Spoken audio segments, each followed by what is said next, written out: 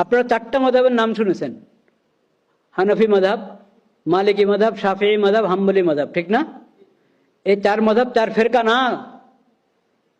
এই চার মাযহাব হলো আহলুস সুন্নাত ওয়াল জামাত, একটা ফিরকা। আহলুস সুন্নাত ওয়াল জামাত আসলে ফিরকা বলা যায় না, আহলুস সুন্নাত ওয়াল জামাত হলো মূল ধারা, যেটা সাহাবায়ে কেরাম থেকে চলে আসছে। ওই মূল ধারাটা হলো আহলুস সুন্নাত ওয়াল জামাআহ। ওই আহলুস সুন্নাত ওয়াল জামাআর মধ্যে হলো চারটা মাযহাব। প্রত্যেক মাযহাবের অনুসারীরাই আহলুস সুন্নাত ওয়াল জামাতের লোক। সবাই হকের উপর আছে, সবাই হেদায়েতের উপর আছে, সবাই রাস্তা আছে যে রাস্তা নবী করিম সাল্লাল্লাহু আলাইহি ওয়াসাল্লাম সাহাবায়ে কেরামকে রেখে গেছেন।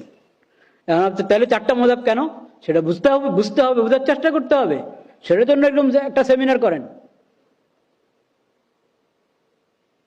চারো মাযহাব আহলে সুন্নাত ওয়াল জামাতের অন্তর্ভুক্ত।